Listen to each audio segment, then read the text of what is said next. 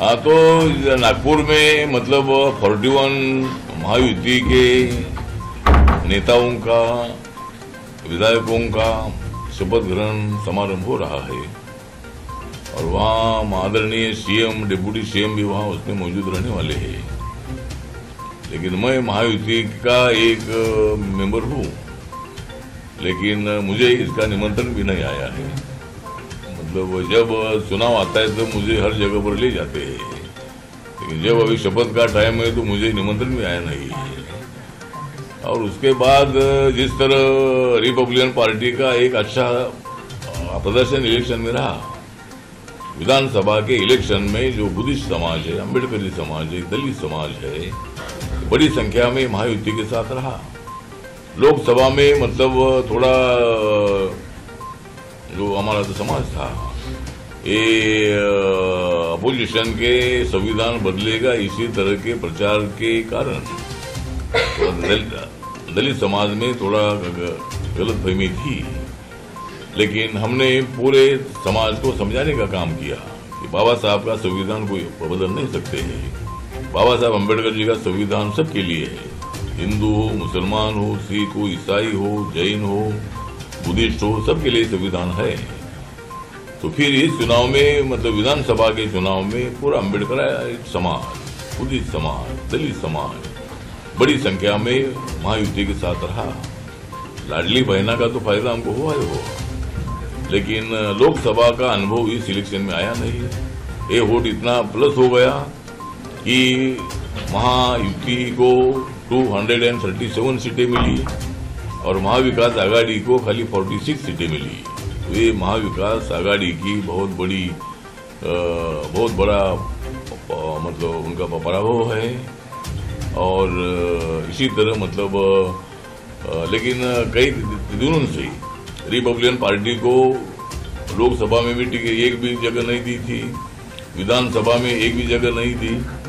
लेकिन आदरणीय देवेंद्र फडणवीस साहब से 8-10 बार हमारी बातचीत हुई और उन्होंने एक एमएलसी देने का वादा किया था और एक मंत्री पद देने का वादा किया था।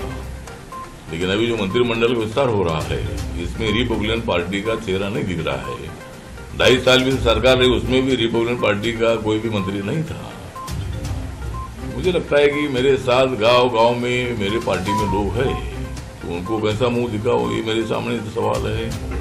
जरूर माननीय मोदी साहब ने मुझे केंद्र में मंत्री पद पर मतलब बिठाया है, मुझे मंत्री पद दिया है। जिस कार्यकर्ताओं ने मुझे मंत्री पद तक पहुंचा है, उनको भी मतलब सत्ता की भागीदारी मिलनी चाहिए। तो अनेक बार देवेंद्र फडणवीस साहब को मिले थे और उन्होंने हर बार हमें बताया था कि हाँ जरूर इस वक्त आरपीआई को मौका मिलेगा।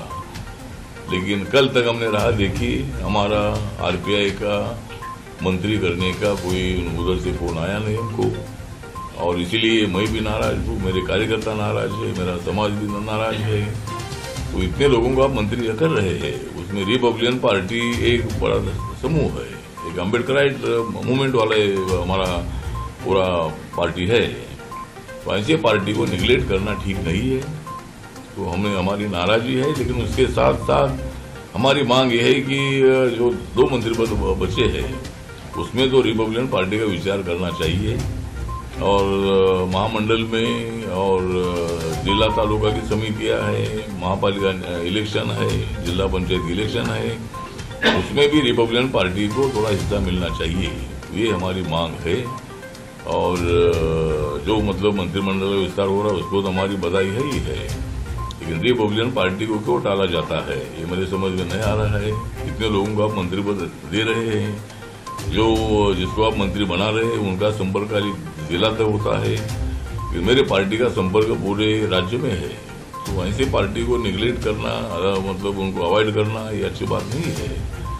जरूर माननीय देवेंद्र फडणवीस जी ने जो शब्द दिया था उस शब्द के मुताबिक उन्होंने हमें एक मंत्री पद देना चाहिए, ये हमारी अग्रही मांग है।